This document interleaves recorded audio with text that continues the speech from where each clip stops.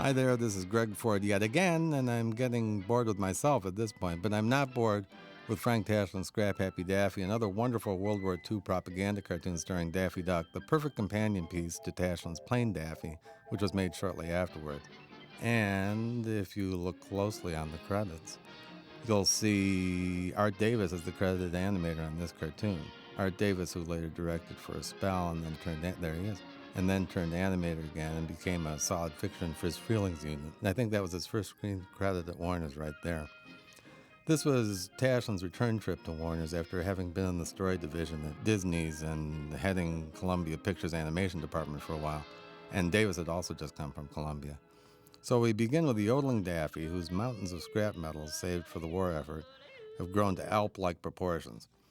That's what they asked citizens to do back then, conserve tin, rubber, and whatnot. Just like now they ask people to go shopping. Ba-dum, boom, psh, never mind. The song is We're In to Win, credited on the cue sheets to Private Morris Orenstein, but the words have been rejiggered a bit to suit the in-theater public service purposes of the film. Now look at this, a great Tashlin direction. Yeah, it crashes, and suddenly there are multiple Daffy voices. I love that. Now this song, along with We Did It Before and We Can Do It Again, was a patriotic musical staple and a great vocal by Mel Blanc. I mean, it's an unbelievable performance. I mean, some people think Mel was a little overrated back in the day when that was inevitable. Because he's the only person that got any press at all for years because no one understood what anyone did except the voice artists, people they could understand. But now, if anything, he's underrated. I mean, this is a virtuoso vocal performance and exhausting, apparently.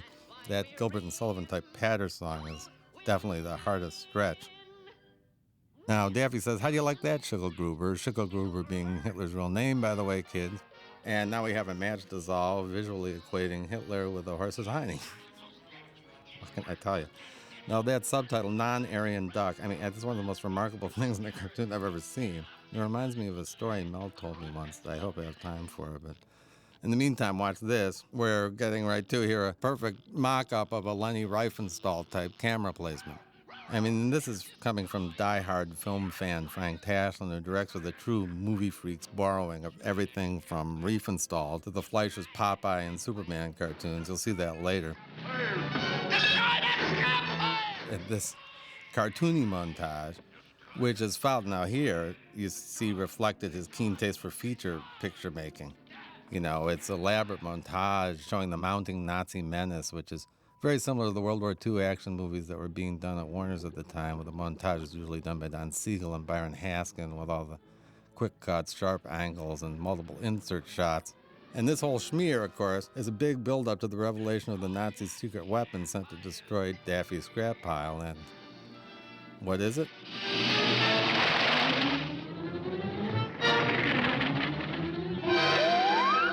What else? It's a ghost. What else could it be? So he's destroying Daffy's scrap pile, sort of like a typewriter here.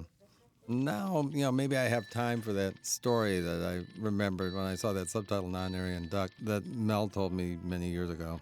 Well, not that long ago.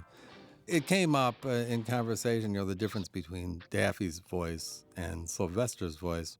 And I thought to myself, oh, gee, that's an easy one. Everyone knows that. Daffy's voice is sped and Sylvester's voice isn't sped. And Mel said, no, it's that Sylvester is Gentile and Daffy's Jewish. Came as a surprise to me. So, like Sylvester would say to Tweety, hello, breakfast, like that, you see. Whereas Daffy would say it with a different inflection, different intonation, like, hello, breakfast, like that.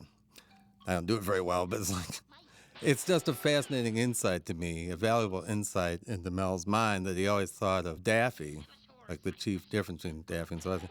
He thought of Daffy as a Jewish comedian type, basically, and Sylvester not. You criminals are all alike. I can see it in your eyes. Just a stupid ignoramus, a numbskull, a nitwit, a nincompoop.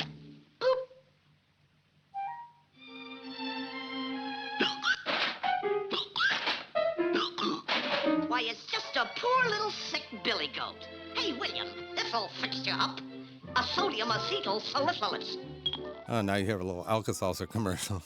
Typical of Warner's attempts to make jokes about popular culture, even in the middle of a wartime experience. Dinner discomfort and loginess. You can tell he's a Nazi coat because he's wearing a, as he says, because he's wearing a Nazi necklace. It's sort of a dead giveaway. Sheep's clothing. Now, I love those quick cuts Tashin does. It's like the quick editing he does. It's like a really fast shot of Daffy. I don't know how many frames that was, maybe 12. But it reads so well. You wouldn't hit a guy with glasses, would you? As many variations on this joke as they can get. He's all glasses, this was one of the very last black and white Warner's cartoons. Now, the next one Tashlin did, that's nice little dissolving animation there. The next one Tashlin did, Puss and Booty, was the last black and white cartoon. That was actually the last Looney Tunes black and white cartoon. I'm through. Oh, what I'd give for a can of... Now, this is a brilliant sequence, and it just reminds me of something no one does anymore, which is sort of make fun of ourselves in some way, I mean, there's great-great-great-uncle Billingham Duck, or whatever it is, and there's John Paul Duck. I mean, there's no doubt what side this cartoon is on. It's, it's pro-American, anti-Nazi, obviously. But the thing that Tashin does that's so good tonally is that, and graphically, I love this white on black outline thing, is that within the context of this American jingoism, there's Abraham Lincoln Duck, he sort of makes fun of super patriotism at the same time with this Superman parody coming up. That's right. And I'm an American. I'm an American duck. And the drawing is so absurd of Daffy as Superman.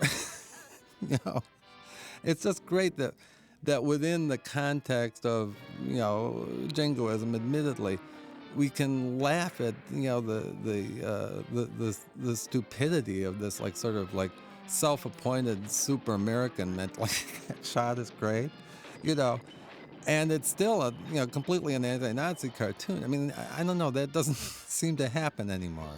It's like people's patriotism so easily questioned. Of course, these were very clear-cut moral terms at the time. But anyway, this is a great cartoon with a great tonal sense to it, and great balance, between hatred of the enemy and self-mockery. Next time you dream, include us out. This is Greg Ford, Super American, signing off. Thank you very much. That's all, folks.